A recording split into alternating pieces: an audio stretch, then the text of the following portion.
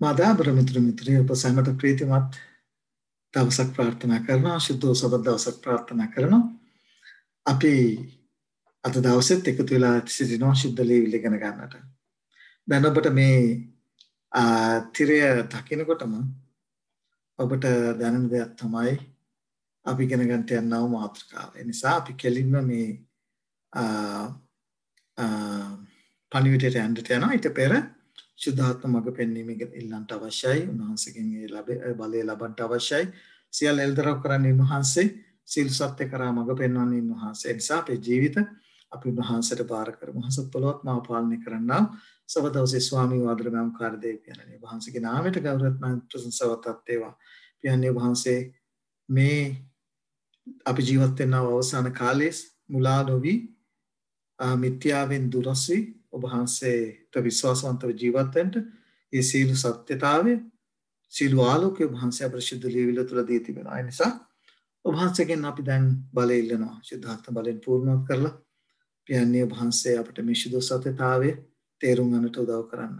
අසන්නා වූ නරඹන්නා වූ සීල් දනාගේ ජීවිතත් ජීෂන් මගේ ජීවිත බාර කරන අතර ශුද්ධාත්මයන්ගේ වහන්සේගේ බලෙන් මා පූර්ණවත් කළ කතා කරු වචන කතා කළ යුතු වචන ඔබ වහන්සේ මානව ඔබ වහන්සේ මා තුළින් කතා කරමින් මේ නරඹන්නා වූ අසන්නා වූ සීල් දනාගේ සිත් පුබුදවන්ට සත්‍ය අවබෝධ කරගෙන මුලාවෙන් ඈත් වෙන්න උන්ට බලය ශක්තිය දෙන්න කියලා එළමින් ඔබ වහන්සේගේ බලත් වහන්සේට බාර වෙන්නේ කැපෙන්නේ යේසුස් වහන්සේගේ අතිශය උතුම් ප්‍රේමණීය නාම දසාමය ආමෙන්. දරුවෝ සහෝදර සහෝදරිය අද දවසේදී අපි කතා කරන්න යන්නේ 666 සහ නැත්නම් මුර්ගයාගේ ලකුණ සහ දෙවියන් වහන්සේගේ මුද්‍රාව සම්බන්ධව. මේක අද දවසේ දේශන හැටියට තෝරගන්නට ප්‍රධාන කාරණයක් තියෙනවා. ඒ තමයි අපි එල්දරව් පොත මේ කාලේ පුරාම ඉගෙන ගන්න. එල්දරව් 13 වෙනි පරිච්ඡේදයේ අවසාන පදයේ මේ මිනිස්සුගේ ගණනයක් මේ මුර්ගයාගේ ගණන 666 කියලා තියෙනවා. දැන් මේ වර්තමාන කාලයේ සිදුවෙනා වූ දේවල් දෙස බලනකොට එක එක්කෙනා එක එක විදිහට මේ 666 නිර්වචනය කරනවා. එක්කෙනෙක් දැන් මට මේ දවස්වල ගලාගෙන එනවා වීඩියෝ ගලාගෙන එනවා. මගේ දේශනා අහන්න වගේ මොකද්ද මේකේ තේරුම කියලා. සමහර අය කියනවා කොරෝනා වෛරස් එකට ඉන්ට්‍රොඩියුස් කරන්න නැත්නම් හඳුන්වා දෙන්න යන වැක්සින් එක කියලා. ඊළඟට තව අය කියනවා චිප් එකක් නැත්නම් හඳුන්වා දෙන්න යනවායි කියලා. ඒක අතේ අතුලත් කරන්ට යනවා. මේ වැනි ආකාර නොයෙකුත් ඉගැන්වීම් නොයෙකුත් අදහස් ලෝකයේ ක්‍රිස්තියානි ලෝකයේ පුරාම දුවනවා. මම දේශන පවා අහලා තිනවා. මට සමහර අය දේශන පවා එවුන් ලැබුවා මේ පිළිබඳව සඳහන් වෙන නිසා අද දවසේදී අපි සොයලා බලමු මේ කාරණය වෙන කොහෙවත් නෙමෙයි සුද්ධ ලීවිල තුලින්මයි සොයලා ඉගෙන ගන්නට ඕනේ. ඒ නිසා උන්වහන්සේ කවදාවත් කිසි දෙයක් හංගලා නැහැ අපිට. මේ සියල්ල හරි ලස්සනට උන්වහන්සේ එල්තරව කර දී තිබෙන නිසා අපි සුද්ධ ලීවිල තුලින්ම උන්වහන්සේගේ ලකුණ උන්වහන්සේගේ මුද්‍රාව මොකද්ද? මුර්ගයාගේ මුද්‍රාව මොකද්ද කියන දේ සුද්ධ ලීවිල තුලින් පමණක් අපි ඉගෙන මනුෂ්‍යාර්ථකථනය නෙවෙයි සුද්ධ ලීවිල තුලින් අපි ඉගෙන ගන්න. හොඳයි. මම ඔබගේ අවධානය යොමු කරන්න කැමතියි සාහන මහන්සියක් දරුවා මේ සියල්ලට අවශ්‍ය සාක්ෂීන් සුද්ධ ලීවිල තුලින් සහ මේ ලෝකයේ තිබෙනා වූ ඒ සාක්ෂීන් විශේෂයෙන් අපිට බොහෝ ලියකියවිලි තිබෙනවා පරිහරණය කරන්නට ඉතිහාසය පිළිබඳව ලියා තිබෙනවා සීල කාරණා. මේ සීල කාරණා සුද්ධ ලීවිලට පමණක් නොවේ ඉතිහාසයේ නැත්නම් අපිට දී තිබෙනවා නැත්නම් අපි කියනවා රිසෝසස් කියලා නැත්නම් අපිට අන්තර්ජාලය හරහා තිබෙනවා ගොඩාක් දේවල් අපිට හොයා දරගන්නට පුළුවන්. ඒ නිසා සුද්ධ ලීවිලේ තියෙන මේ අනාවැකිය හරි ලස්සනට ඒ සාක්ෂිය සමග සංසන්දනය කරලා මුර්ගයාගේ ලකුණ මොකද්ද? කවුද මුර්ගයා? අපි ඉගෙන ගන්න ඕන. ඉස්ස පළමුව කවුද මේ මුර්ගයාගෙන්? මොකද එල්තරව 13 වෙනි පරිච්ඡේදයේ කතා කරන මුර්ගයන් දෙදෙනෙක් ගැන. පොළවෙන් සහ මුහුදෙන් නැගිටිනා මුර්ගයා ගැන. මේ මුහුදෙන් නැගිටිනා මුර්ගයාගේ ලාංඡනය තමයි 666 අපිට ලකුණ හැටියට 660 හැටියට හඳුන්වන නිසා මේ මුහුදෙන් නැගිටිනා මුර්ගයා කවුද කියලා. නැත්නම් ඒ අධිරාජ්‍ය අපි දන්නවා. අනාගත වාක්‍ය ඉගෙන ගැනීමේදී මුර්ගයන්ට සඳහන් වෙන දෙයක් නෙවෙයි රාජ්‍යයන් නැගිටීම සහ වැටී යාම. මේ පිළිබඳව දානික පොතේ පැහැදිලිව සාක්ෂීන් සහිතව ඒ සත්තුන්ගේ පෙන්වන කරන රාජ්‍යයන් බව දානිල් පුතේ පැහැදිලිව කතා කරනවා. මම ඒව ගැන කතා කරන්න යන්නේ කෙලින්ම මාතෘකාවට වහින්න අවශ්‍යයි. ඒ නිසා අපි විශේෂයෙන් මේ කාරණයට අපි යොමු වෙන අතර මේක බැරෑරුම් විෂයක්. මොකද මුළු ක්‍රිස්තියානි ලෝකෙම අද දවසේදී කතා කරන විෂයක්. සමහර අය කියනවා ඉක්මන් කරන්ට මේක මේ නැත්තම් මේ මුර්ගයාගේ ලකුණ ඉක්මනින් මෙන්ට යනවා. මේ අනාදි වශයෙන් ක්‍රිස්තියානි ලෝකෙම කැළඹිච්ච කාලයක තමයි අපි මේ කාරණේ එල්තරව ඉගෙන ගන්න යන්නේ ශුද්ධ ලියවිල්ල තුලින්. සත්‍යතාවයේ ශුද්ධ ලියවිල්ල තුලින් ඉගෙන ගන්න යන්නේ. ඒ නිසා අපි ශුද්ධ ලියවිල්ලේ මොකද එල්තරව පොතේ තේරුම තමයි යේසුස් ක්‍රිස්තුස් වහන්සේගේ එල්තරව කිරීම. ඒ නිසා මොකද්ද මේ? මොකද පැහැදිලිවම අපිට පැහැදිලි වෙන දෙයක් තමයි එක්කෝ ඔබ සහ මම දෙවියන් වහන්සේගේ මුද්‍රාව ලබන්න ඕන. නැත්නම් මුර්ගයාගේ ඒ ලකුණ ලබන්න ඕන. සෑම මනුෂ්‍ය වර්ගයකටම මේ ලෝකේ ඉන්න සෑම මනුෂ්‍ය වර්ගයකටම අත්වෙන්ට යනවා විරණ දෙක. ඔබ සහ මම එක්කෝ දෙවියන් වහන්සේගේ මුද්‍රාව ලබන්න ඕන. නැත්නම් මේ මුර්ගයාගේ ලකුණ ලබන්න යනවා. ඒ වචනේ කියනවා මතේ උපතේ 24 වෙනි පරිච්ඡේදයේ 24 වෙනි පදේ කොහොමද කියන්නේ? මනුස්සාද බොරු ක්‍රිස්තුවරද බොරු අනාගත වක්තෘ නැගිට පුළුවන් නම් තෝරාගත් උන් පවා මුලා කරන ලෙස මහත් ලකුණද පුදුමව දක්වන්නේ කියලා. ඔබ දන්නවා. දැන් මට මේ පහුගිය සති දෙක ඇතුළත ඒවල තිබුණු වීඩියෝ සහ ඒ දේවල් බලනකොට කිතුණුවන් පවා සෙල්වීමට ලක් වෙලා තිබෙනවා. මොකද මේ කාරණේට උන්වහන්සේ තෝරාගත්ත සෙනග පවා ඒ අයගේ අධිහිල්ල සෙල්විලා තිබෙනවා මේ කාරණේ නිසා. ඒ නිසායි අපි ශුද්ධ ලියවිල්ල හරියාකාරව දැනගෙන ඉන්න ඕනේ. හැබැයි අපි තේරුම් ගත යුතු කාරණයක් තියෙනවා. උන්වහන්සේ කියනවා පැහැදිලිව මතේ 24 මොකද බොරු ක්‍රිස්තුවරු බොරු අනාගත වක්තෘ. එතකොට යම් දෙයක් උගන්වනවා යම් කෙනෙක් මාවත් ගන්න පුළුවන් ඔබට. මම මේ උගන්වන දේ උන්වහන්සේගේ මඟ පෙන්වීම ඇතුව උගන්වන දේ හරිද වැරදිද කියලා බලන්න උන්වහන්සේ මිම්මක් තබා තිබෙනවා ශුද්ධ ලියවිල්ලේ. ඒ මිම්ම අපිට හම්බ වෙනවා යසායාගේ පොතේ 8 වෙනි පරිච්ඡේදයේ 20 වෙනි පරිදි. ඒ නිසා මොන දේ ඕන කෙනෙක් මොනවා ඉගැන්නුවත් මේ පිළිබඳව මොන අදහසක් දැගුවත් ඔබ යන්න ඕනි ශුද්ධ ලියවිල්ලට. මේ මිම්ම මොකද්ද මේ අපිට තිබෙන ක්‍රයිටීරියා එක නැත්තම් අපිට දීලා තියෙන මිම්ම මොකද්ද කියලා අපි හොයන්න ඕන. ඒක ශුද්ධ ලියවිල්ල පැහැදිලිව තියෙනවා යසායාගේ පොතේ 8 වෙනි පරිච්ඡේදයේ 20 වෙනි පදේ. කොහොමද කියන්නේ? විවස්ථාවද සාක්ෂියද වෙතට යමු. ඒ හැටියට ඕන නොකියුවොත් ඔවුන්ට පහන් වීමක් නැත. ඒ නිසා ඔය උගන්වන ශුද්ධ ලියවිල්ල උගන්වන ඕනෑම දේවගතිවරයෙක් වෙන්න පුළුවන්, සභා පාලකයෙක් වෙන්න පුළුවන්, පූජිකයෙක් වෙන්න පුළුවන්. ඕනෑම කෙනෙක් උගන්වන දේ ඒක එල්දරා පොතේ වෙන්න හෝ වේවා, වෙන පොතකින් වෙන හෝ වේවා, අනාගත වාක්‍යයක් හෝ වේවා, මුර්ගයාගේ ලකුණු ගැන හෝ වේවා, මොන කාරණයක් ශුද්ධ ලියවිල්ලට එකඟ වෙන්න ඕන, විවස්ථාවට එකඟ වෙන්න ඕන, උන්වහන්සේගේ ශුද්ධ වූ ආඥා 10ට එකඟ වෙන්න ඕන. ඒ වගේම අනාගත වාක්‍යයට එකඟ වෙන්න ඕනේ. එහෙම නැත්නම් ඒ තුල ඒ ගැන්වීම තුල පහන් වීමක් ආලෝකයක් නැති බව ශුද්ධ ලියවිල්ලේ තියෙන නිසා ඔබට විශේෂයෙන් වගකීමක් තිබෙනවා. ඔබ ඉගෙන ගන්න දේ, ඔබ දැනගන්න දේ, ඔබ අවබෝධ කරගන්න දේ, ඔබට ඇසෙන දේ, ඔබ දකින දේ මතක තියාගන්න. මේ ක්‍රයිටීරියා එක සම්පූර්ණ නැත්නම් මේ කොන්දේසිය සම්පූර්ණ වෙන්න ඕන. ඒ උගන්වන කෙනා තුල උන්වහන්සේගේ ශුද්ධ ව්‍යවස්ථාව සම්පූර්ණ වෙන්න ඕන.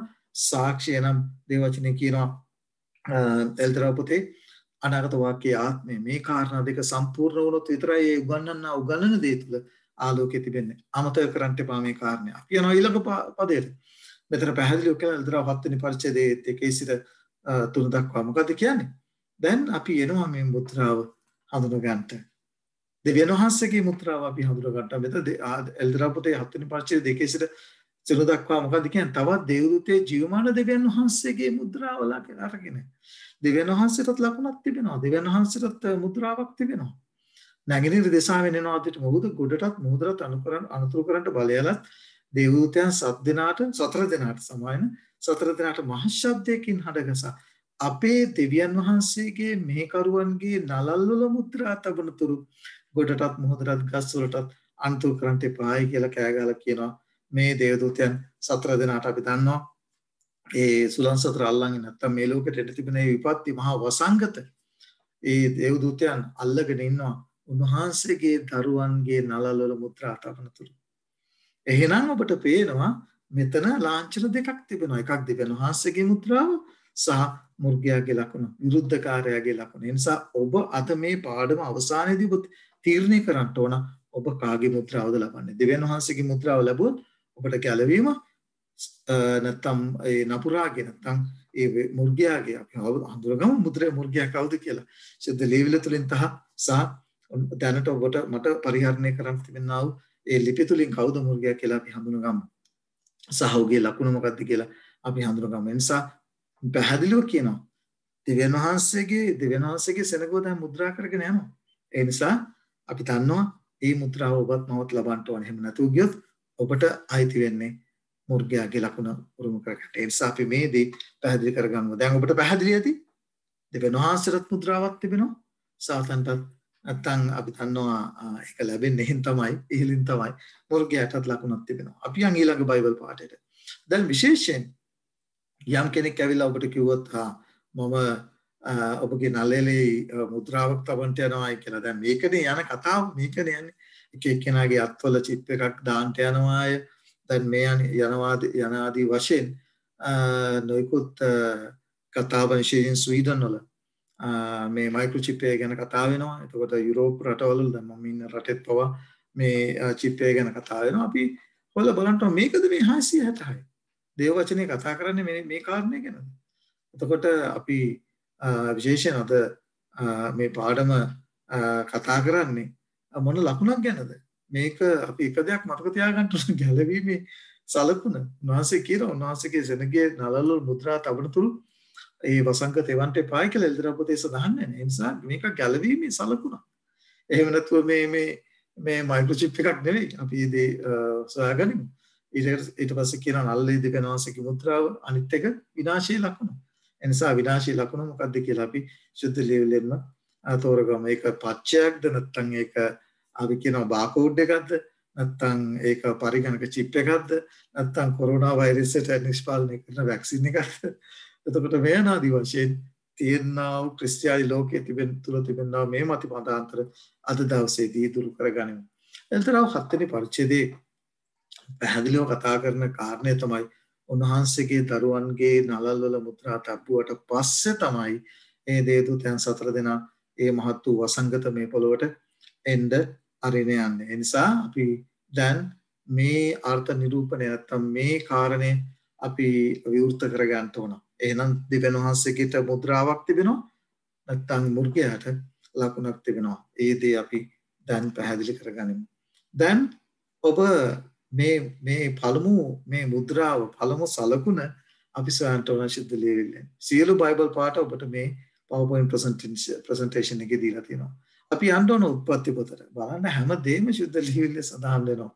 ඔබට මතක ඇති උත්පත්ති පොතේ ඔබ කියවුවොත් එතන අපිට මේ පළමු වලට මේ ලකුණ පිළිබඳව අපිට සඳහන් වෙන්නේ මේ කායින් සහ ආබෙල් ඒ සහෝදරයන් දෙදෙනා පිළිබඳව අවස්ථාවේදී මම ඔබ දන්නවා කායින් ආබෙල් මරණු ලැබුවා. ඔබට මතක ඇති ස්වාමීන් වහන්සේ කතා කරලා කියනවා මම ලකුණක් තියන්න යනවායි කියලා කායින් තුල. මේක හරි ලස්සනයි. මේක හරි කුතුහලය දනවන පාඩමක්. ඒ නිසා ඔබගෙන් ආරාධනා කර සිටිනවා රැඳී සිටින මේ පාඩම ඉගෙන ගන්නට ගොඩාක් වටිනවා ඔබගේ ගැළවීම සඳහා. උත්පත්ති පොතේ 4 වෙනි පරිච්ඡේදයේ 15 වෙනි පදයේ කියනවා ඉතින් ස්වාමීන් වහන්සේ ඉතින් යමෙක් කායින් මරන්නේද ඔහුගෙන් සත්වර පරිගණන ලබන්නේ අය ඔහුට කිසිසේක කායින් සම්බ වෙන කිසිවෙක් ඔහුට පාර නොදෙන පිණිස ස්වාමීන් වහන්සේ ඔහුට නව ලකුණක් නියම කළසේක. ලකුණ හම්බ වෙනවා පළවෙනි කාරණේ. ඒ නිසා මිනිසාගේ උදහසින් මිනිසාව ආරක්ෂා කර ගැනීම සඳහා බයිබලයේ පළමු ලකුණ තබා තිබෙනවා. මිනිසා විසින් මිනිසාගේ උදහසින් මිනිසාව ආරක්ෂා කර ගැනීම සඳහා උන්වහන්සේ ලකුණක් දී තිබෙනවා. එතකොට දෙවියන් වහන්සේගේ මුද්‍රාව සහ දෙවියන් වහන්සේගේ සේවකයන් මත තබන්නේ ආරක්ෂාවක් සඳහා. මතක තියාගන්න. දෙවියන් වහන්සේගේ මුද්‍රාව දෙවියන් වහන්සේගේ සේවකයන් දෙවියන් වහන්සේගේ සෙනග මත තබන්නේ කුමක් සඳහාද? ආරක්ෂාව සඳහා. ඒකයි මම කිව්වේ ලෝකේ මේ ජීවත් වෙන හැම මිනිසෙක්ම එක්කෝ දෙවියන් වහන්සේගේ මුද්‍රාව ලබනවා නැත්නම් ඒ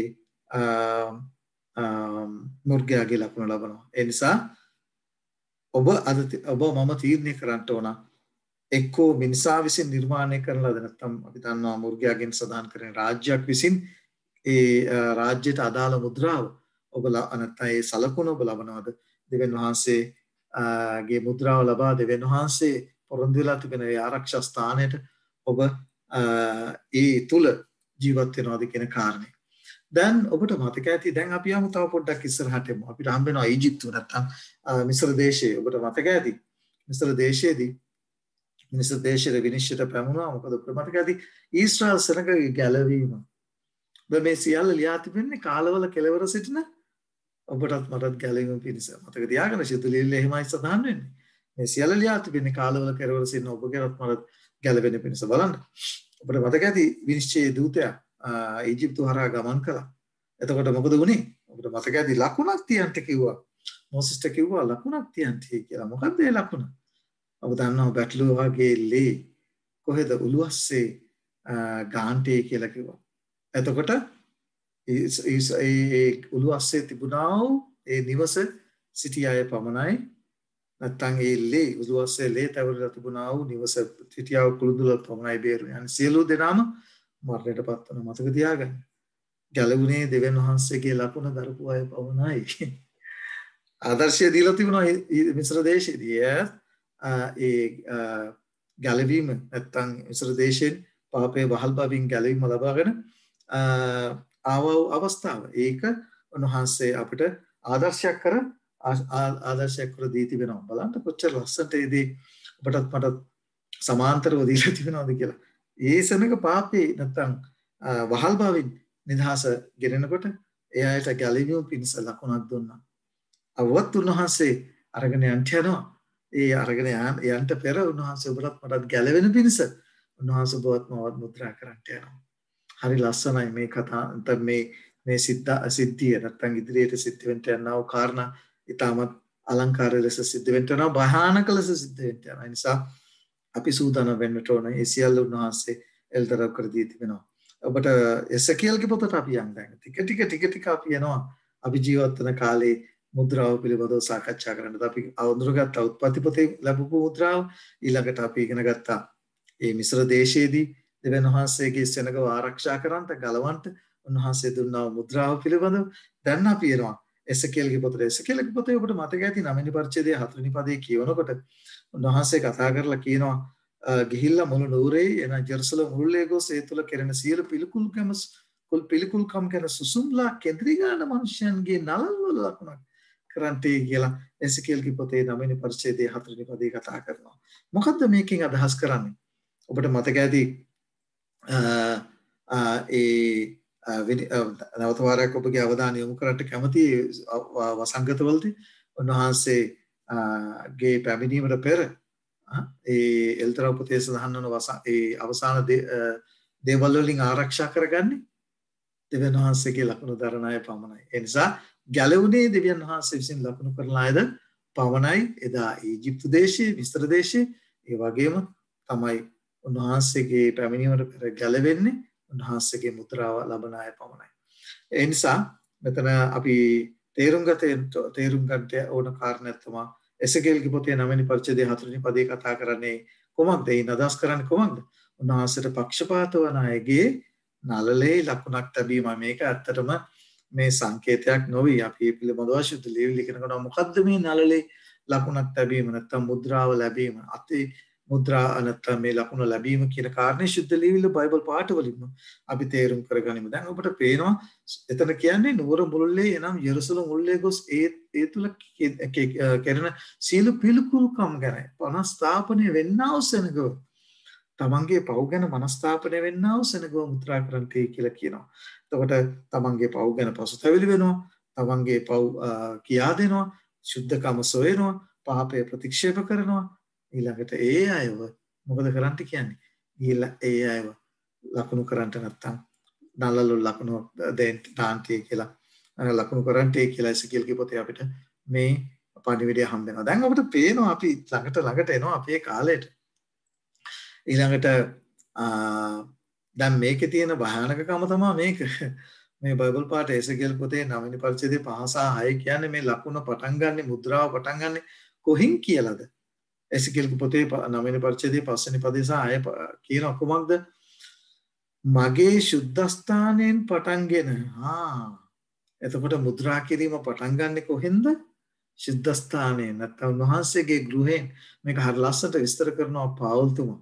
සමාවෙන්න පේත්‍රස්තුමා මේක හරියට හරි ලස්සනට විස්තර කරනවා. ඒ නිසා මේ දේ ආරම්භ කරන්න නැත්නම් උන්වහන්සේගේ සෙනගව ගැලවෙන පිණිස මුද්‍රා කිරීම ආරම්භ කරන්නේ උන්වහන්සේගේ ගෘහයෙන්.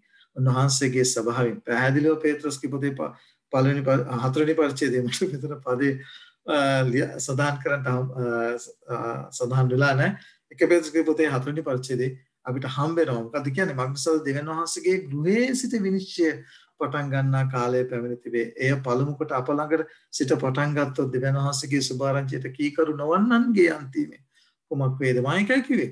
අද මේ පාඩම ඔබගේ ගැලවීම සත්‍යතාව වැදගත්. එක්කෝ ඔබට ගැලවීම ගෙන දෙනවා නැත්නම් ඔබට විනාශය අත්වෙනවා. ඒ නිසා ශුද්ධාත්මයන් වහන්සේ ඔබගේ සිතට කතා කරන සේක්වා මේ පණිවිඩය දැනගෙන ගන්න එක. ඒ නිසායි අපි මේ පණිවිඩය ඊටම වැදගත් වෙන්නේ. දැන් අපි මතක තියාගන්න ඕන දෙවියන් වහන්සේ මේ පොළොවට උදහසේ වාචන සතක් දේවචනේ සදාන් කරනවා වසංගත සතකින් උන්වහන්සේගේ පැමිණීමට පෙර එදා ඊජිප්තු දේශයේ සිට ඊශ්‍රායල් සෙනගව ගෙනෙන්නට පෙර ඒ දේශයට වසංගත 10කින් පහර දුන්නා වගේම උන්වහන්සේගේ සෙනගව ගලවා ගන්නට එන්නට පෙර මේ පොළොවට වසංගත 7කින් පහර දෙන්න යනවා. ඊජිප්තු දේශයේ සෙනගට ලකුණක් දුන්නා ආරක්ෂා කරගන්නට. සෙනගව ආරක්ෂා කරගන්නට උන්වහන්සේගේ සෙනගව ආරක්ෂා කරගන්නට ඒ ආකාරයෙන්ම උන්වහන්සේගේ පැමිණීමට පෙර උන්වහන්සේගේ සෙනගව උන්වහන්සේ මුර්ගයාගේ උන්වහන්සේ මුද්‍රා කරන්නට යනවා. ඒ උන්වහන්සේගේ සෙනගව ආරක්ෂා කරගන්නට අනිත් සෙනගෙන් උන්වහන්සේගේ සෙනගව වෙන් කරගන්නට.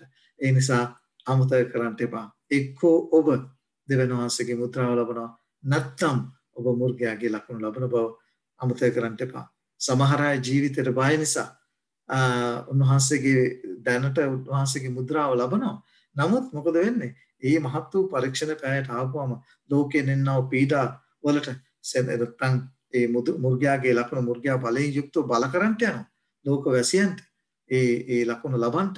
එතකොට මේ අවස්ථාවේදී ඔබ සුද්ධ ජීවිත තුළ සත්‍යතාවයේ තුළ ස්ථිරව පිහිටා නොසිටියොත් ඔබට සිද්ධ වෙන්නේ ඔබගේ ජීවිතයත් ඒකයි උන්වහන්සේ මන් නිසා තමාගේ ජීවිතය නැති කරගන්නට ඒක සම්බවන්නේ.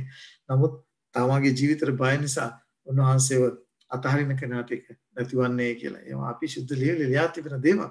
ඒ නිසා අපි මතක තියාගනිමු. දැන් ඔබගේ අවධානය යොමු කරන්න කැමති මේ චිප් එක ගැන කතා කරන්න ඔබගේ අවධානය. ඔබ දන්නවා තාක්ෂණය අද බොහොම දියුනේ. ඔබ සෑම රටකම පාහේ මේ මයික්‍රොචිප් concept එක නැත්නම්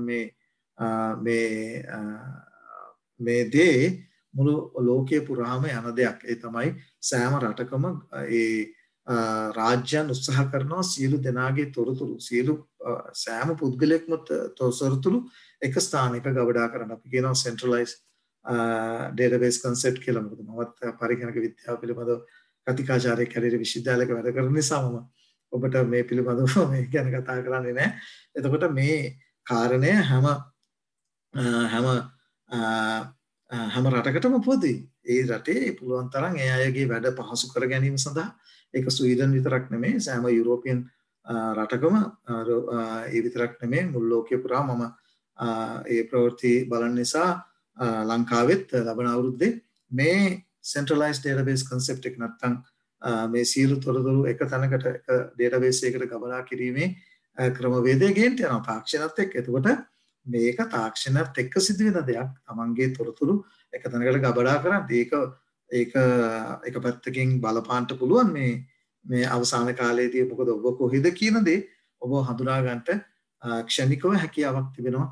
මේ දේ එක තැනකට ගබඩා කරපුවම ඔබගේ තොරතුරු ගබඩා කරපුවම දැන් විශේෂයෙන් දැනටත් ඒ දේ කරන්න පුළුවන්. දැන් ඔබ මොබයිල් ෆෝන් එක පාවිච්චි කරන ඔබගේ ජංගම දුරකථනය ඔබ පාවිච්චි කරන නිසා ඔබ යන්නේ නැතන් ට්‍රේස් කරන්න නැත්නම් ඔබ කොහෙද ඉන්නේ කියන දේ කිසිම කරදරයක් නැතුව සොයාගන්න හැකියාවක් තිබෙනවා.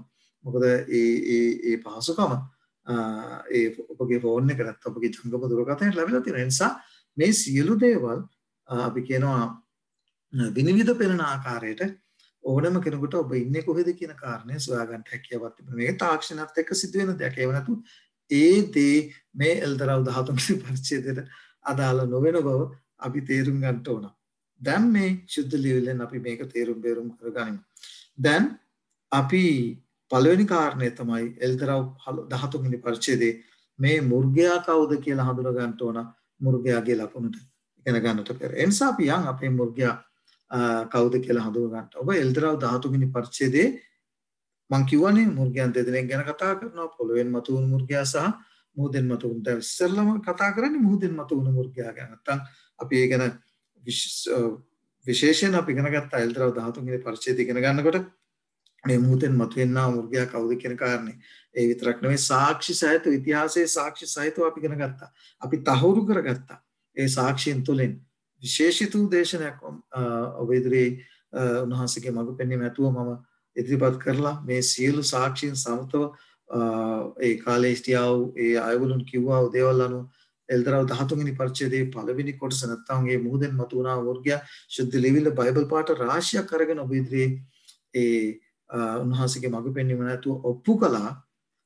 පළවෙනි නැත්නම් මුහුදෙන් මතුවනා වර්ගයා වෙන කවුරුත් නෙමේ මිත්‍යා දෘෂ්ටික රෝමෙන් පැනනැග්ගාව බලය සහිත ඒ රෝමන් කතෝලික සභාව බව ඉතිහාසයේ කරුණු කාරණා සහිතව ඒ වගේම ශුද්ධ ලිවිලි සාක්ෂීන් සහිතව ඔබ ඉදිරියේ තබුවා. ඒ දේශනය තුලින් තිබෙනවා. ඔබට පුළුවන් වෙබ්සයිට් එකට ගිහිල්ලා www.singalagospelministry.org කියලා org කියන වෙබ්සයිට් එකට ගිහිල්ලා දේශනයන් වලට ගිහිල්ලා එල්තරව පොතට අදාළ දේශනයන් ඔබට බලන්න ඒ කාරණා පැහැදිලි කරගන්න හැකියාවක් තිබෙනවා. ඒ නිසා අඟකින් පෙන්වු කරන්නේ මොකද්ද? මුර්ගයාගෙන් පෙන්වන්නේ බයිබලයෙන්ම සියලු බයිබල් පාඨ සමගින් ඔබට අර්ථකථන නෙවෙයි ශුද්ධ ලිවිලි ලියා තිබෙනවා. ශුද්ධ ලිවිලි මේ සෑම සංකේතයකටම අදාළ බයිබල් පාඨ සම්බ වෙනවා. ඒ නිසා ඒ සියලු බයිබල් පාඨ තුලින් තමයි අපි මේ දේවල් තහවුරු කරගන්නේ ඉතිහාසයේ ඒ බලවත් සාක්ෂීන් සමග. ඒ නිසා ඔබට පේනවා දැන් මම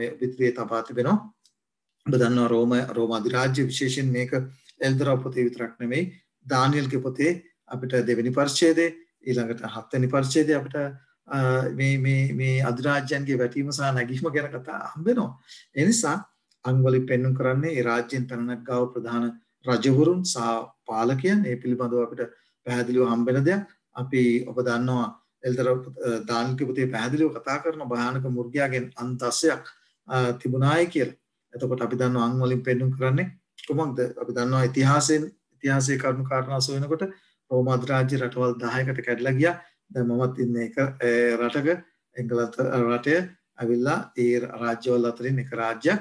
එතකොට මේ රාජ්‍යවල් 10කට කැඩලා ගියාට කුඩා අංක ඒ 10 අතරින් නික්මුණායි කියලා දානියෙල්ගේ පොතේ කතා කරනවා. එතකොට මේ කුඩා අංග ඒ රාජ්‍යයන් අතරින් ඇවවා කුඩාම රාජ්‍ය කුමක්ද කියන කාරණයට ඔබගේ අවධානය මම යොමු කරන්න බලාපොරොත්තු වෙනවා. ඉන්ටර්නෙට් එක හරහා අන්තර්ජාලය හරහා මම ඔබට පෙන්වන්නම් මේ රාජ්‍යයන් අතරේ කුඩාම රාජ්‍ය ලෝකයේ තිබෙන කුඩාම රාජ්‍ය කුඩාම රට මොකක්ද කියලා අපි අන්තර්ජාලයෙන්ම හොයලා දැනගනිමු. ඒ නිසා හැබැයි කුඩා වුණාට ලේසි නැහැ. මේ වචනේ එල්දරව් පොතේ කතා කරන්නේ කුඩා වුණාට මේ කුඩා රාජ්‍ය වුණාට මහා දෙවියන් වහන්සේගේ සිංහාසනයට විරුද්ධව කතා කරායි කියලා කියනවා. දැන් අපිට පේනවා ඒ මිත්‍යා දෘෂ්ටික රෝමෙන් ආවා වූ ඒ පාප පදවිය බලය සහිත රෝමෙන් කොමක්ද වෙන්නේ? දානියෙල් 7 වෙනි පරිච්ඡේදය කියලා බලන්න. ඒ පාප බලය සහිත රෝමෙන් ආවිලා මොකද කරේ? රාජ්‍යවල 10න් රාජ්‍යයන් 3ක් උදුරා දැම්මා. හෙරූලි, වැන්ඩල්ස්, ඔස්ට්‍රොගොත් කියනවා රාජ්‍යයන් රාජ්‍යයන් 3 උදුරලා දැම්මා. ඒක මම කියන දෙයක් නෙමෙයි. ඉතිහාසයේ ලියා තිබෙන දෙයක්. ඔබට මේ දේවල් මම ලින්ක් එක ඇතිව මේ PowerPoint presentation එකේ දාලා තිබෙනවා. ඒ නිසා ඒවා අපිට ඉතිහාසයෙන් හොයාගන්න පුළුවන්. ශුද්ධ ලියවිලි ලියා තිබෙන දේ ඉතිහාසයෙන් ඔප්පු කරලා නැත්තම් ඒවා තහවුරු කරලා තිබෙනවා. ඒක තමයි හරිම වචනේ තහවුරු කරලා තිබෙනවා. ඒ නිසා හැබැයි මේ ආවාව් අඟට නැත්තම් මේ ආවාව් පැනනග්ගාව රාජ්‍යයට රෝම අධිරාජ්‍යයෙන් පැනනග්ගාව ඒ රාජ්‍යයන් 10ක් ආවා. 10න් 3ක් උගුල්ලා දැම්මා. මේ කුඩා අංග ඇවිල්ලා ඒ රාජ්‍යවන් 3ක් උගුල්ලා දැම්මා. දැනට තියෙන රාජ්‍යයන් 7යි. ඔබ දන්නවා ප්‍රංශය, ජර්මනිය, එංගලන්තය. එතකොට මම කියන්න අවශ්‍ය නැහැ රාජ්‍යයන් 7. ඔබ දන්නවා. එතකොට මෙතන පැහැදිලිව කියනවා ඒ රාජ්‍ය ඇවිල්ලා රාජ්‍යයන් 3ක් උදුරලා දැම්මුණා කියලා. ඊට පස්සේ කියනවා මේ අඟට මනුෂ්‍ය ඇස්ද උඩඟු ලෙස කතා කරන මුඛයක්ද තිබුණායි කියලා කියනවා. මිත්‍යා දෘෂ්ටික රෝමයෙන් පැනනග්ගාව මේ ආගමික රාජ්‍ය කුමක්ද? ආගමික නායකයා කවුද? වෙන කවුරුත් නෙමෙයි. අපි දන්නවා පාප බලය සහිත රෝමන් කතෝලික සභාව. එතකොට හැබැයි ඔබ දන්නවද මේ කුඩාම රාජ්‍ය තමයි බලවත්ම රාජ්‍ය අද වෙනකොට අපිට ඕන තරම් ඒ සාක්ෂීන් මම මීට පෙර කළා දේශනෙන් දෙනු ලැබුවා බොහෝ සාක්ෂීන් ඔබට දෙනු ලැබුවා දැන් අපි ඊළඟ ඔන්න ඔබ ඉදිරියේ තබා තිබෙනවා සාක්ෂීන් දැන් ඒ පළවෙනි කාරණය මම දෙවෙනි කාරණය ඔබට පෙන්වන්න කළා පළවෙනි කාරණය තමයි මේ අඟ නැත්තම් මේ රාජ්‍යාවේ කොහෙන්ද රෝමාදි රාජ්‍යයෙන් තරණක්ගේ ඒක ශුද්ධ ලියවිල්ලේ පැහැදිලිව ලියා තිබෙන දෙයක්. එතකොට මේ අඟට දෙවෙනි දැන් මේ ලක්ෂණ තමයි අපි හඳුනගෙන යන්නේ මොකද මම කියවනේ මුර්ගයාගේ ලකුණ හඳුන ගන්නට බෑ මුර්ගයා කවුද කියලා හඳුනගන්නේ නැතුව. ඒ නිසා තමයි අපි පැහැදිලිව ස්ථීර ලෙස තහවුරු කරලා කියන්නේ මේක චිප් එකක්වත් මේක මේ වැක්සින් එකක්වත් නොවේ කියලා කාරණේ. මොකද ඒ මුර්ගයාගේ ලකුණ මොකක්ද කියලා 666 කාටද අයිති කියලා හඳුන ගන්නට නම් ඔබත් මමත් මුර්ගයා කවුද කියලා හඳුන ගන්න ඕන. මුර්ගයාව හඳුන ගන්නට මේ ලක්ෂණ දීලා තිබෙනවා. මුර්ගයා පළවෙනි ලක්ෂණය තමයි කොහොමද? ඒක ඒ මුර්ගයා පැනනගින්නේ කොහෙන්ද? රෝම අධිරාජ්‍යයෙන්. එතකොට රෝමයට පස්සේ ආවා වූ ඒ රාජ්‍ය තමයි වෙන කවුරුත් නෙමෙයි. බලය සහිත රෝමය. එතකොට ආගමික සහ රාජ්‍ය කියන දෙකම අතර ගත්තා වූ ඒ ආගමික රාජ්‍ය. වෙන මම සාක්ෂි නැතුව ඔබට අදටත් හොයාගන්න පුළුවන් මේ සාක්ෂි. ඊළඟට මේ අගට නැත්තම් මේ රාජ්‍යයට මොකද තියෙන්නේ? මනුෂ්‍ය ඇස් වැනි ඇස්ද උඩඟු ලෙස කතා කරන මුඛයක්ද තිබුණේ. ඊට පස්සේ අපි දන්න දෙයක් තමයි මේ මනුෂ්‍ය ඇස් වැනි ඇස්ද උඩඟු ලෙස කතා කරන මුඛයක්ද කාට තිබුණේ. ඒවා අපි ශුද්ධ ලෙවිලෙම පැහැදිලි කර ගන්න ඕන. ඒ නිසා මිත්‍යාදිෂ්ඨ ක්‍රෝමෙන් පැනනග්ගාව මේ ආගමික රාජ්‍ය කොමක්ද ආගමික නායකයා කවුද කියන කාරණේ අපිට මම මීට පෙර සාක්ෂි දුන්නා. තවත් ඔබ ඉදිරියේ සාක්ෂි තිබන්න බලාපොරොත්තු වෙනවා. තුන්වෙනි කාරණේ තමයි මේ පැනනග්ගාව මේ රාජ්‍ය එනම් වතිකානුව නැත්තම් මේ රෝම අධිරාජ්‍යයෙන් පැනනග්ගාව මේ ආගමික රාජ්‍ය මොකද කරන්නේ? අර හෙරෝලි වැන්ඩල්ස් ඔස්ට්‍රොගොත් කියනවා රාජ්‍යයන් තුන උදුරලා දැම්මා. ක්‍රිස්තුවර්ෂ 538 දී ඔබට මම දෙනවා ඒක මේ ලින්ක් එක ඔබට තිබෙනවා ඔබ ඉදිරියේ තබා තිබෙනවා රොයිටර් පුවත් සේවය වෙනවා මම එකයි මේ සාක්ෂි ඔබ ඉදිරියේ තියා තිබෙනවා හරි එතකොට මේ රාජ්‍ය අපිට හම්බ වෙනවා මාස 42ක් අපි ඒකත් බලමු මාස 42ක කොහොමද ඒ ගණනය කරන්නේ කියලා ශුද්ධ ලියවිල්ලෙන්ම අපිට ඒ ගණනය කරන ක්‍රමවේදය දී තිබෙනවා නිසා අපි දන්නවා මේ පෙරණැග්ගාව ආගමික රාජ්‍ය ක්‍රිස්තුවර්ෂ 538 සිට 1798 දක්වා කාල පරිච්ඡේදයක 1260ක කාල පරිච්ඡේද මාස 42ක කාල පරිච්ඡේදයක පුදුමාකාර ලෙස ක්‍රිස්තියානි සෙනගව නාස්ති කළා. ඒකටත් අදාළ සාක්ෂි ඔබට දී තිබෙනවා. ඔබට පේනවා ඒක තනිකරම ලෞකික බලයක් වීම වෙනුවට ආගමික සහ ලෞකික බලය දෙකම මික්ස් නැත්නම් එකතු වෙලා තිබෙන්නේ. ඔබට මම ඉල්ලනවා පොඩ්ඩක් ගිහිල්ලා මේ Google කරලා බලන්න ලෝකයේ තිබෙන කුඩාම රට මොකක්ද කියලා. මම මේක ඔබගේ ඉදිරියේ තියෙනවා. ඔබට මේ තිරේ දිස්සනවා මම ඒක ඔබ ඉදිරියේ තියන්නම්. මම ගහනවා මම මෙතන ටයිප් කරනවා. එතකොට ඔයාට බලා ගන්නට පුළුවන්. හොඳයි මම මෙතන දානවා විනාඩියක් දෙන්න. මම ඔයගොල්ලෝ විතරම තියන්නම්. එතකොට හරි ලේසි. මම මෙතන දාන්නම් මොකද්ද කුඩාම රට කියලා. දැන් මේක ගහපු ගාම ඔබට පේන්නේ මම මොකක්ද හම්බෙන්නේ ඔබට. දැන් මේවා මම ඔබ ඉදිරියේ තබන දේවල්. වතිකානුව තමයි ලෝකයේ තිබෙනා වූ කුඩාම රට. වෙන කවුරුත් නෙමෙයි. මම මේ දේවල් සුද්ධලේ දැන් ඔබට මේවා දකිනකොට ඔබට තේරෙන්න ඕන අපි කොහාටද මේ යන්නේ කියන කාරණේ. එතකොට මෙතන පැහැදිලිව අපිට හම්බ වෙනවා. ඔබට පේනවා ලෝකයේ තියෙන කුඩාම රට කුඩා අඟක් වුණාට පොඩි රටක් වුණාට අපි දන්නවා මහා සර්පෙක් වගේ තමයි කතා කරන්නේ. ඒක සුද්ධලේ තිබෙන දෙයක්. හොඳයි අපි යන් තව සාක්ෂීන් වෙතට. හරි ඊළඟට අපිට හම්බ වෙනවා සුද්ධවන්තයන්ට පීඩා කළායි කියලා එල්දරා 12 වෙනි පරිච්ඡේදයේ 7 වෙනි පදේ. රොයිටර් පුවත් වලින් මම අරන් තියෙන්නේ. හරි එතකොට ඔබට මම මේක කොපි කරලා පේස්ට් කරන්නම් මේ රොයිටර් පුවත් සේවයේ තියා තිබෙන දේ මම ඔබට ඒක පෙන්නන්නම් මෙතන පේස්ට් කරනවා මොකද්ද මෙතන කියන්නේ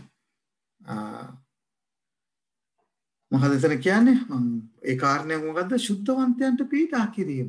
අපිට පේනවා සුද්ධවන්තයන්ට පීඩා කිරීම පිළිබඳ එල්දරා 13 වෙනි පරිච්ඡේදයේ 7 වෙනි පදේ.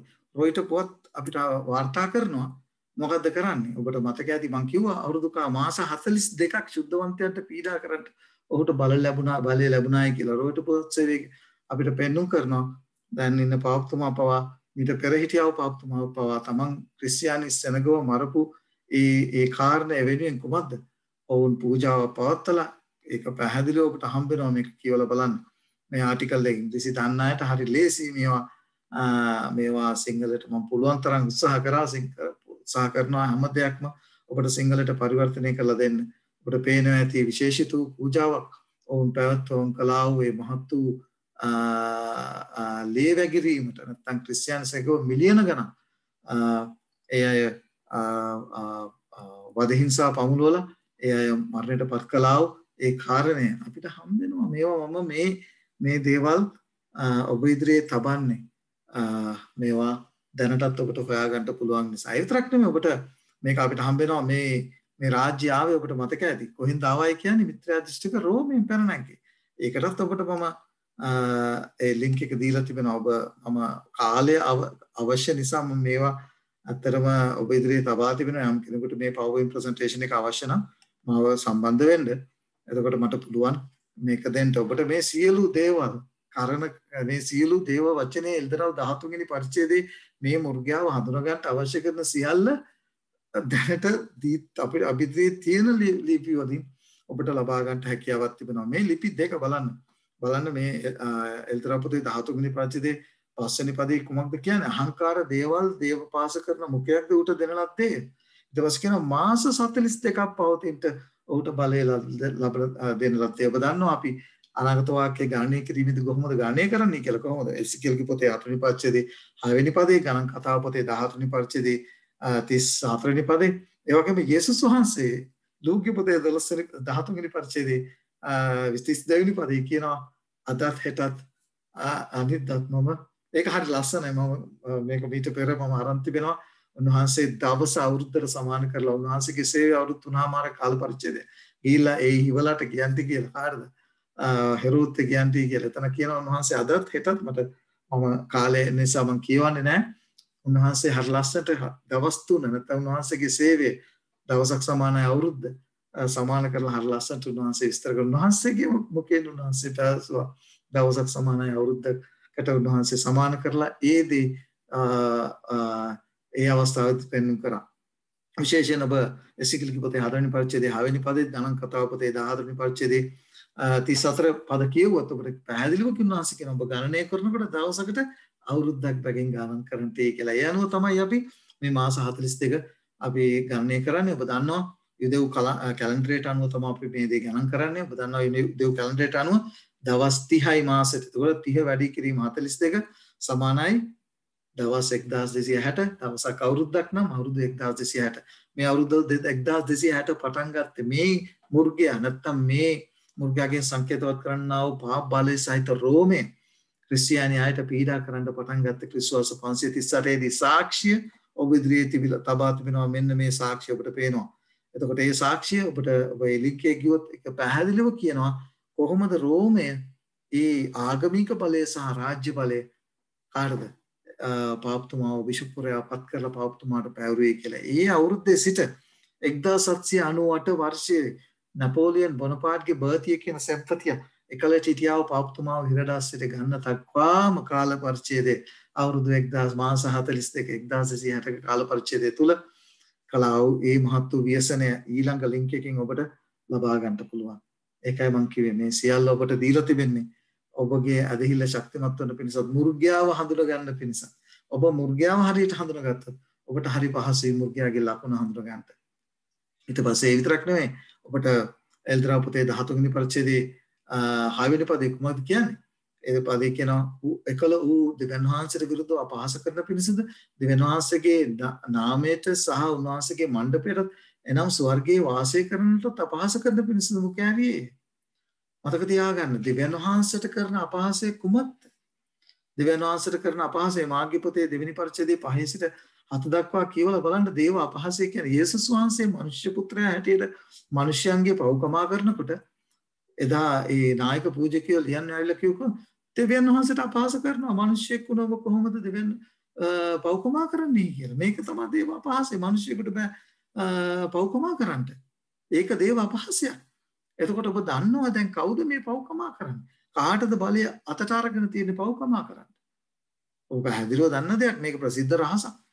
පූජකයෝ මොකද කරන්නේ? අන්‍යයන්ගේ පව්කමා කර මේක දේව අපහාසයක් යුද්ධ ලියවිලට අනුව.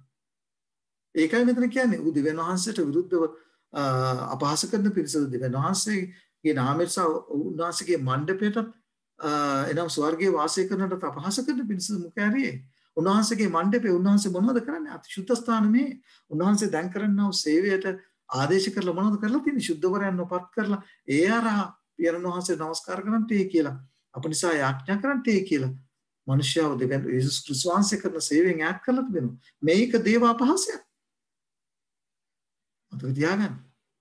දැන් අපිට උදාකාරව පේනව මොනවද මේ කියලා.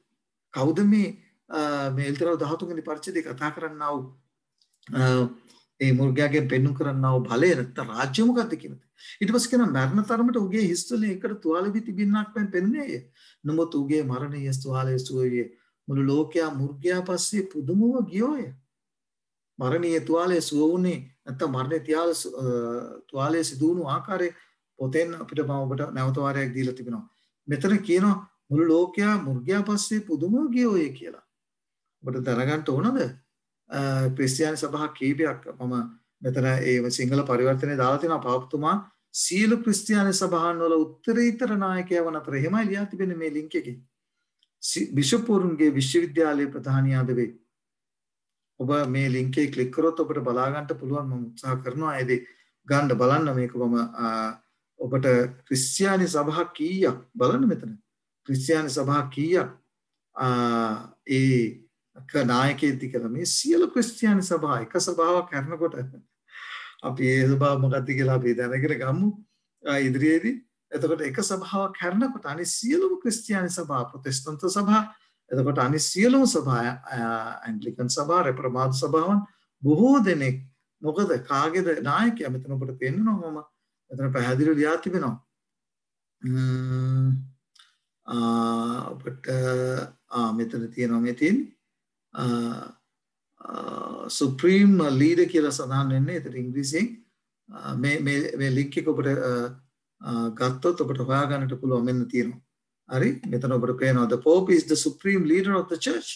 එතකොට මේක මේ church එකේ කියපම් මුළු ක්‍රිස්තියානි සභාව සියලු සභා නියෝජනය කරන සියලු සභා වල නාමයන් ඒ සියල්ල මෙතන සඳහන් වෙනවා. මොකද මෙතන කියන්නේ පදේ. මෙතන පැහැදිලිව එල්තරව 13 වෙනි පරිච්ඡේදයේ කතා කරනවා මුළු ලෝකයා මුර්ගයා පස්සේ පුදුමව ගියෝය. අපි මේක කිසි කෙනෙකුට අපහාසයක් නෙමෙයි. අපහාසට කරන දෙයක් නෙමෙයි. මොකද කවදාවත් එහෙම කරන්නේ නැහැ. මොකද සුද්ධ ලියා තිබෙන තේ.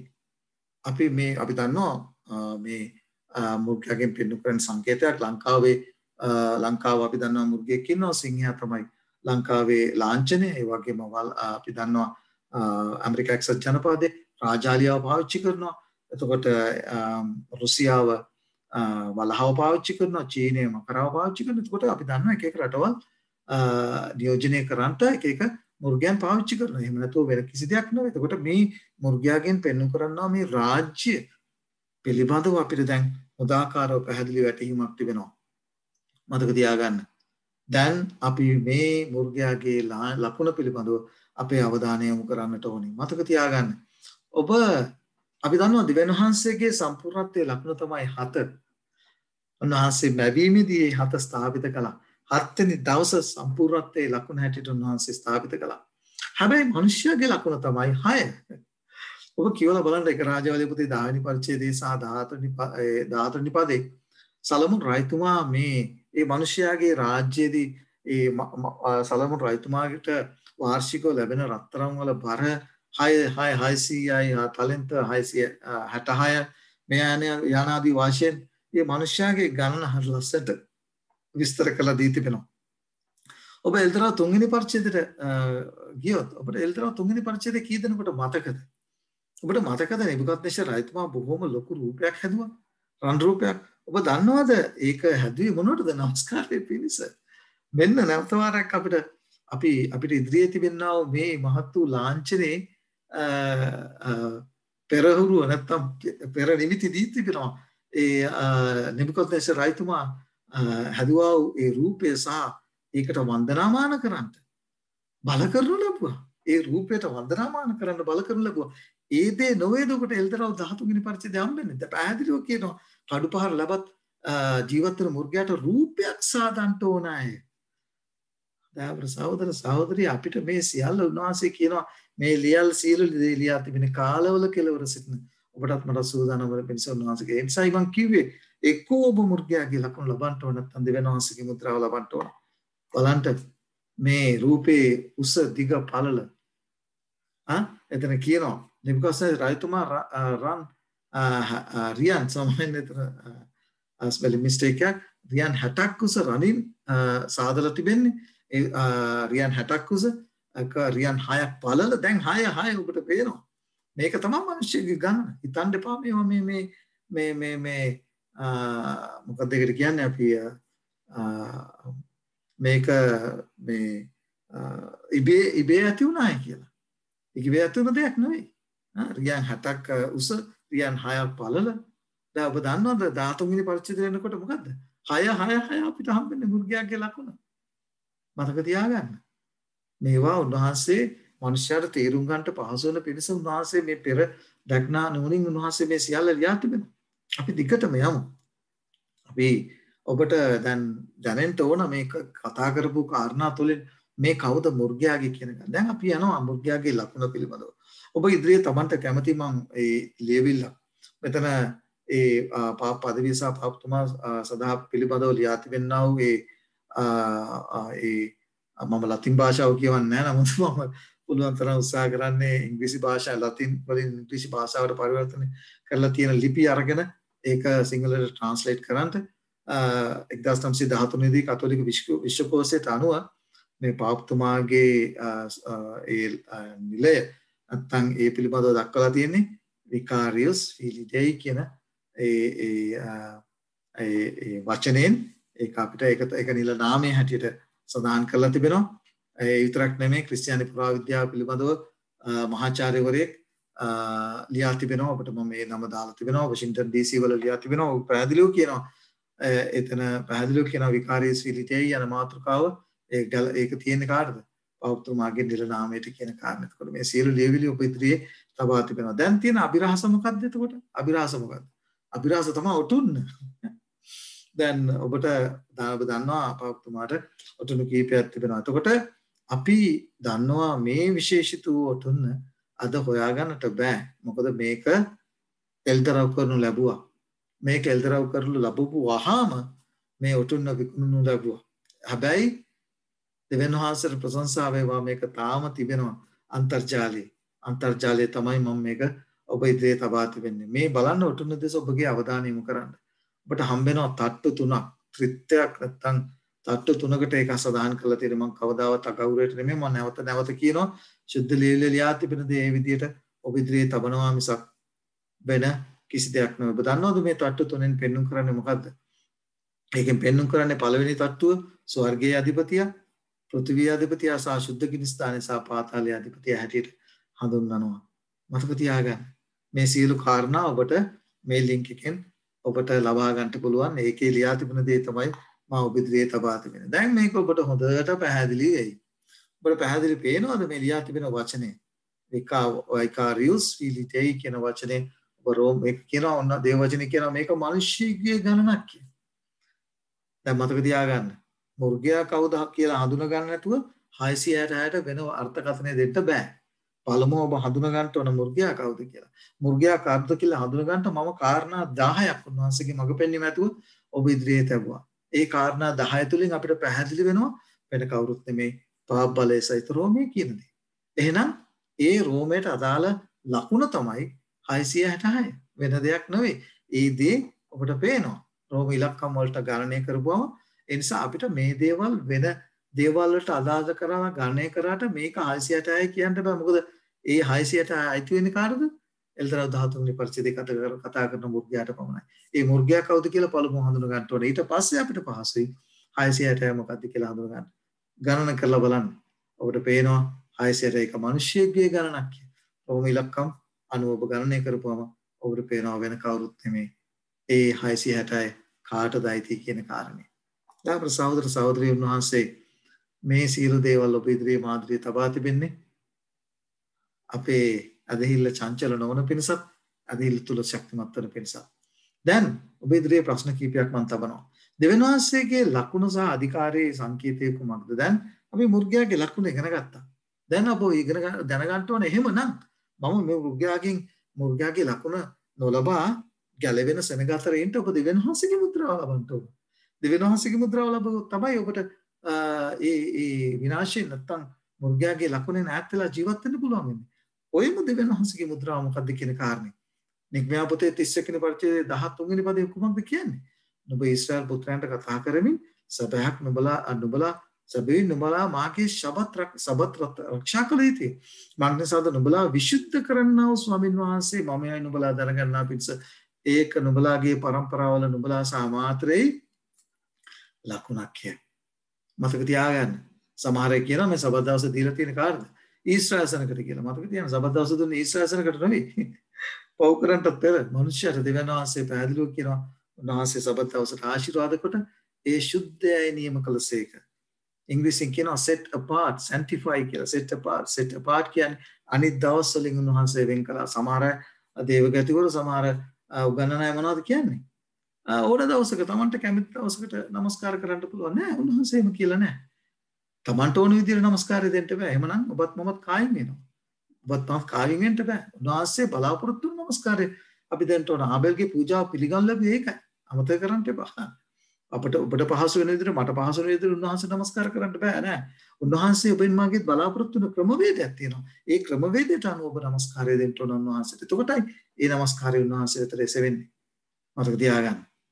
ඒ දේ තමයි උන්වහන්සේ විතර සඳහන් කරේ. නිසා ඒකයි අද බොහෝ ක්‍රිස්තියානිකයට උන්වහන්සේගේ පැමිණීමේදී උන්වහන්සේ කියන්නේ මොනවද? මතෙව් 7:21 දී ස්වර්ගයේ සිට මාගේ පියාණන් වහන්සේගේ කැමැත්ත කරන්නා මිස උන්වහන්සේගේ කැමැත්තට අනුව ඔබ නමස්කාර කරනවා මිසක් ඔබගේ පහසු වෙන විදිහට ඔබගේ කැමැත්ත ලෙස නමස්කාර කරාට ඒ නමස්කාරය උන්වහන්සේ පිළිගන්නේ නැති බව ශුද්ධ ලෙවිලේ ලියා තිබෙනවා. ඒ දවසේදී බොහෝ දෙනෙක් ස්වාමීනි ඔබගේ නාමයෙන් අනාගත වාක්‍ය කිව්වේ නැද්ද? ඔබගේ නාමයෙන් යක්ෂයන් දුරු කළේ නැද්ද? ඔබගේ නාමයෙන් නොයෙක් බලවත් ක්‍රියා කළේ නැද්ද කියලා. නමුත් උන්වහන්සේ මොනවද කියන්නේ?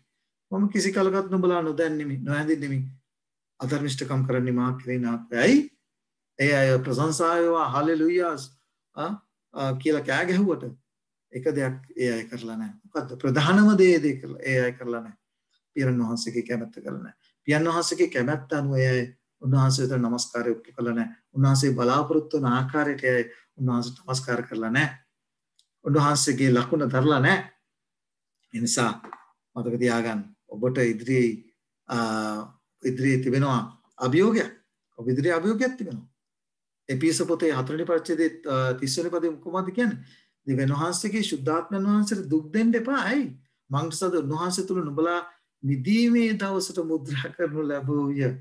ශුද්ධාත්මයන් වහන්සේ අද ඔබට මේ අවස්ථාවේදී කතා කරනවා. ශුද්ධාත්මයන් වහන්සේට දුක් දෙන්න එපා. ඔබ දැන් පැහැදිලිව දැනගෙන ගත්තා. මුර්ගයාගේ ලකුණ මොකද්ද? මුර්ගයා කවුද? මුර්ගයාගේ ලකුණ මොකද්ද කියලා. ඔබගේ යුතුයකම තියෙනවා ශුද්ධාත්මයන් වහන්සේට දුක් නොදී මොනවා කරන්නද? සත්‍ය උන්වහන්සේ ඔබට පෙන්වා දෙනකොට ඔබ තීරණය ගන්න ඕන අද දවසේදී.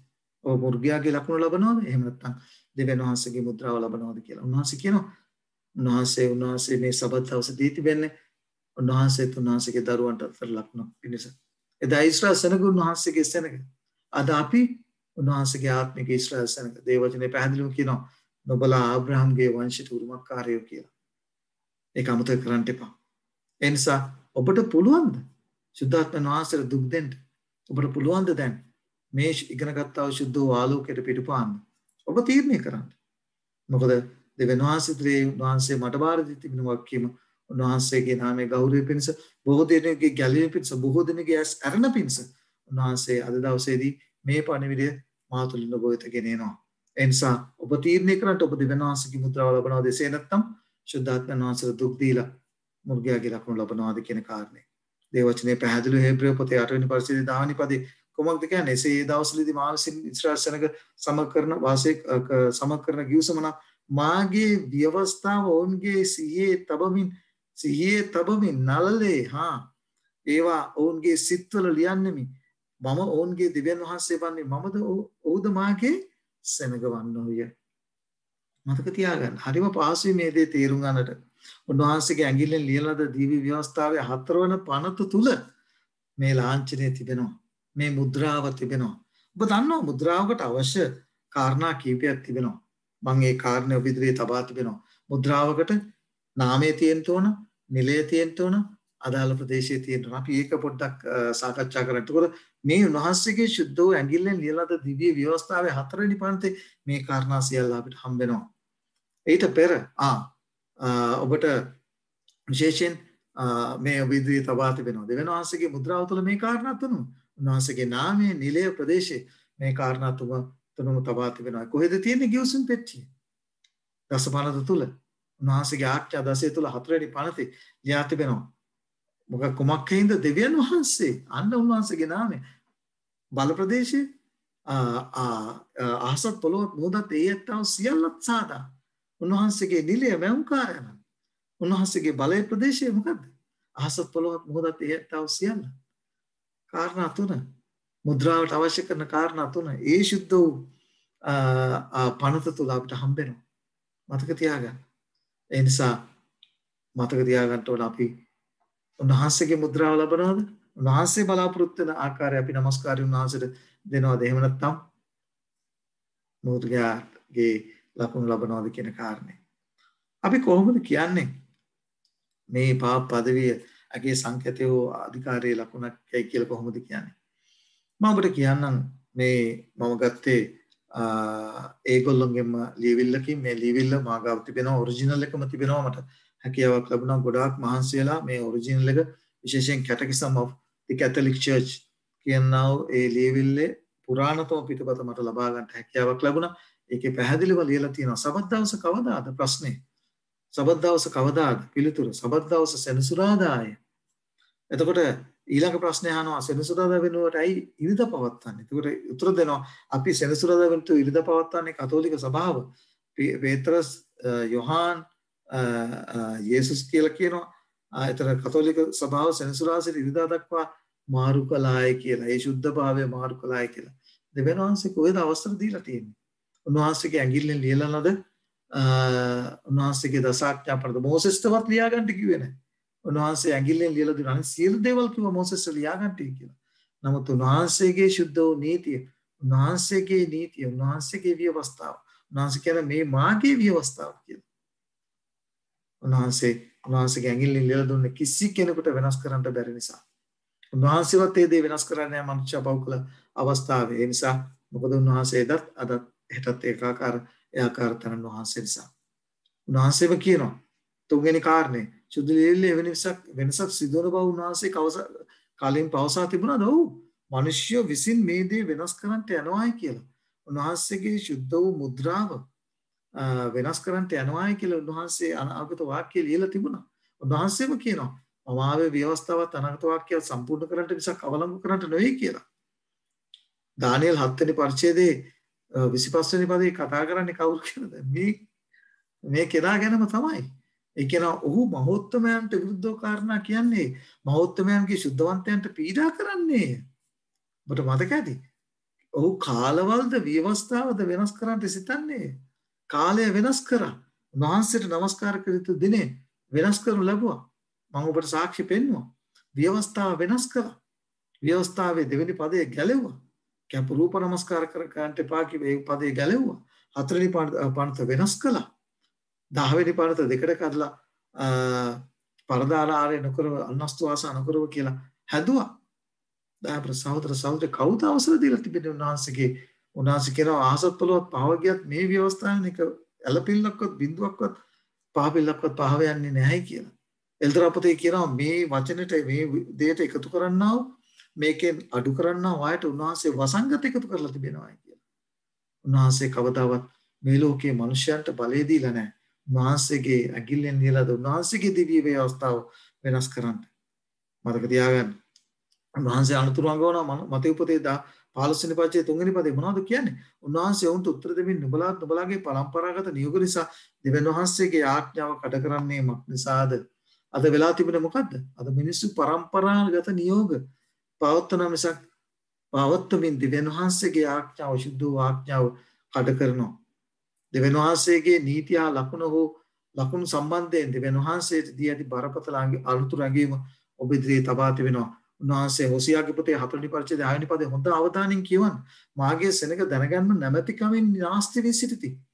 නුඹ දැනගන්න එපා කළ නිසා මට පූජකම් කිරීමෙන් මමත් නුඹ එපා කරන්නේ. ඇයි? නුඹේ දිව්‍යන් වහන්සේගේ විවස්ථාව මතක නැති කළ නිසා මමත් නුඹේ දරුවන් මතක නැති කරන්නෙමි.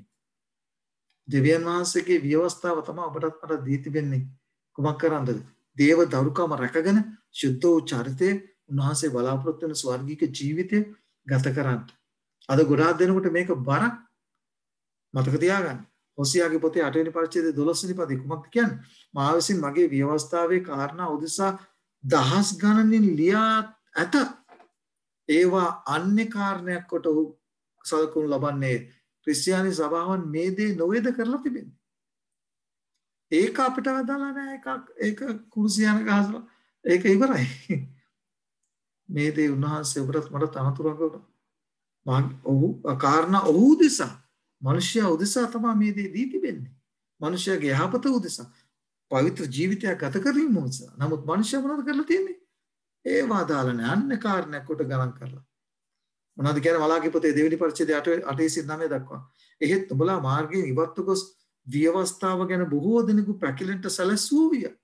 අද දේවගතිවරු සභා පාලකයෝ එතකොට දේව වචන උගන්වන ගුරුවරු මොනවද කරලා තියෙන්නේ? මේ දේ නොවේද? නුඹලා ලෙවීගේ ගිවිසුම බින්දමුවේ සේනාවරු ස්වාමීන් වහන්සේ කියන එබැවින් නුඹලා මාගේ මාර්ගයන් රක්ෂා නොකොට ව්‍යවස්ථාව ගැන තරාතිතම බලන ප්‍රකාරයටම මමත් නුඹලා මුළු සෙනගෙතේ නීච වූ පහත් වූ අය කළෙමි. අද බොහෝ අයට සිද්ධ වෙන්නේ මේ දේ තමයි.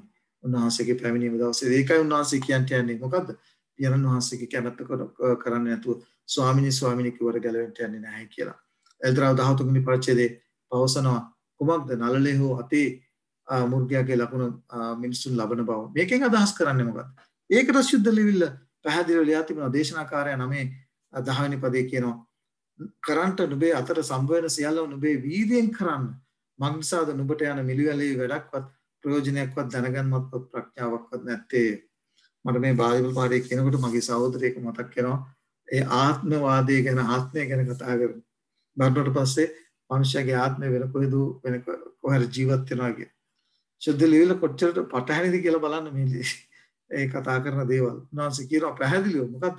ඔබට ජීවත් වෙලා ඉන්නකොට ඔබ අතේ වීර්යයෙන් කරපන්. ඔබට අතට අහු වෙන දේ හරියට කරා. මොකද නුඹ යන මිනිවලේ වැඩක්වත් ප්‍රයෝජනයක්වත් දැනගන්න ප්‍රඥාවක්වත් නැත කියලා. සුද්ධ ලිවිලත් එක්ක සුද්ධ ලිවිල ඔබට තරවටු කරනකොට ඔබට වැරද්ද පෙන්ලා දෙනකොට ඔබට හැකියාවක් තියෙන්න ඕන ඒ දේ පිළිගන්නට. ඒ වචනේ අලුත් ගිවිසුමේ ආත්මයක් ගැන කතා කරනවා. නමුත් ඒ මොන ආත්මයේද මොන කාගේ ආත්මයේද කියලා අපි ඒ වචනේ ඉගෙන ගන්නට යනවා ඉදිරි කාලේදී. විශේෂයෙන් මේ සහෝදරයාට පොරොන්දු මේ සතියේ දවසේ කතා කරනවා කියලා. එතකොට අපි මේ සුද්ධ ලිවිල වැරදි වටහා ගන්න එපා. උන්වහන්සේ පැහැදිලිව සත්‍යතාවයේ පැහැදිලිව එල්දරව් කර දී තිබෙනකොට තමන්ගේ මනසේ තිබෙනා වූ ඒ මිත්‍යාවෙන් මිදෙන්න සුද්ධ ලිවිලට කීකරු වෙන්න අපතුල ඒ ආශාව උනන්දුව තියෙන්න ඕන. දීති කතා පොතේ 4 සහ 6 කියවලා බලන්න. උන්වහන්සේ කියන්නේ මොකද්ද? නුඹේ මුළු හදවතින්ම නුඹේ මුළු කැමැත්තෙන් මනසින් ආත්මෙන් ශක්තියෙන් බුද්ධියෙන් උන්වහන්සේට ප්‍රේම කරන්ට උන්වහන්සේගේ ආඥා ආරක්ෂා කරන්ට වෙන්නේ කියලා. දීති කතා පොතේ 11 වෙනි පරිච්ඡේදයේ කියවලා බලන්න 18 සිට 19 දක්වා. මේක හරිය ලස්සනට අපිට හම්බ වෙනවා.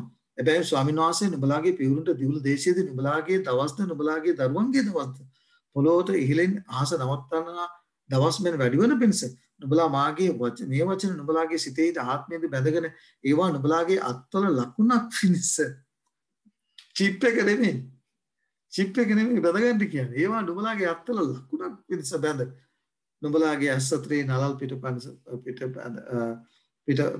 පිරිසද බැඳගන්න කියලා. චිප් එක නෙමෙයි. උන්වහන්සේ අපට මට දී තිබෙනවා මොනවාද? උන්වහන්සේගේ ආඥා මොනවා කරන පිරිස සුව කැමැත්තෙන් ආශාවෙන් ඒ දෙයට කීකරු වෙලා ඒ දේ ඉෂ්ට කරන පිරිස. එහෙම නැතුව මයික්‍රොචිප් එකක් ගැන නෙමෙයි එතන කතා කරන්නේ. උන්වහන්සේගේ මුද්‍රාව ඔබ ලබන්න ඕන. සුව කැමැත්තෙන් උන්වහන්සේගේ බලාපොරොත්තු වෙන දේ ඉෂ්ට කරමින්. එල්දරපතේ 13 වෙනි පරිච්ඡේදයේ පවසන්නේ නාලලා ඒකෙන් අදහස් කරන දේ නැවත වරක් ඔබට නික්මයා පොතේ 13 වෙනි පරිච්ඡේදයේ 9 වෙනි පදයේ කියනවා ස්වාමීන් වහන්සේගේ ව්‍යවස්ථාව නුඹේ මුඛේ තිබෙන පිණිසද ඒ නුඹගේ අතේ නුඹට ලකුණක් ලෙසද නුඹේ ඇස් අතරේ සිහිමියලක් ලෙසද වන්නේ. මතක තියාගන්න මං නිසා ස්වාමීන් වහන්සේ බලවත් හස්තයකින් නුඹ මිස මෙච්චර මහත් සාක්ෂීන් ඔබ ඉදිරියේ මාතිදී තිබෙනකොට තව මොනවද ඔබට මට අවශ්‍ය? එසාගේ පොතේ 58 වෙනි පරිච්ඡේදයේ කියලා බලන 13 සහ 14 වෙනි පද. මාගේ ශුද්ධ දවසේදී නුඹේ කැමැත්ත නොකරන මාගේ ශුද්ධ දවසේදී ස්වාමීන් වහන්සේගේ දවස කට්ටිය කියන්නේ ස්වාමීන් වහන්සේගේ දවස ඉරිදායි කියලා. ස්වාමීන් වහන්සේගේ දවස ඉරිදා නෙවෙයි. උන්වහන්සේ පැහැදිලිව කියනවා සබත් දවස.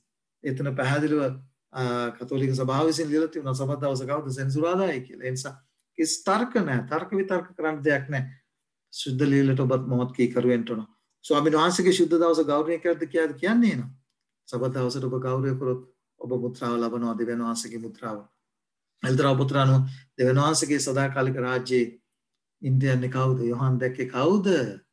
එතන කියනවා එල්දරා 14 වෙනි පරිච්ඡේදයේ පළවෙනි පදයේ තවද පැටලපැටවන්ද උන්වහන්සේ සමග 1,44,000 සිලියන් කන්දේ සිටින ආදිත උන්වහන්සේගේ නාමයේද උන්වහන්සේගේ පියාණන් වහන්සේගේ පියාණන්ගේ නාමයේද ඔවුන්ගේ නලලුල් ලියා තිබුණේ. දාපර සහෝදර සහෝදරිය එල්දරා 15 වෙනි පරිච්ඡේදයේ දෙවෙනි පදෙත් කියනවා ගින්නෙන් මිස්ටු වීදුරු සාගයක් වැනි දෙයක් මුර්ගයාගේ උගේ රූපේලුත් උගේ නමේ ගන්නු ජයගෙන මුර්ගයාගේ රූපයට නමස්කාර නොකරන ඒ නැත්තල දෙවියන් වහන්සේගේ මුද්‍රාව ලබන අය තමයි ස්වර්ගයට ඇතුල් වෙන්නට යන්නේ. ස්වර්ගික ඒ ජීවිතයට ඇතුල් වෙන්නට යන්නේ. මතක තියාගන්න. ඒ වචනේ යොහන් පොතේ 13 වෙනි පරිච්ඡේදයේ 15 වෙනි පදයේ කියනවා නුඹලා මට ප්‍රේම කරනවා නම් මාගේ ආඥා ආරක්ෂා කරනවා කියලා. උන්වහන්සේ යොහන් පොතේ 3 වෙනි පරිච්ඡේදයේ යොහන් 5:3 කියනවා අපි විසින් දෙවියන් වහන්සේට ප්‍රේම වීම නම් උන්වහන්සේගේ ආඥා පැවැත්වීම මක්සද උන්වහන්සේගේ ආඥා බාර නැත කියලා.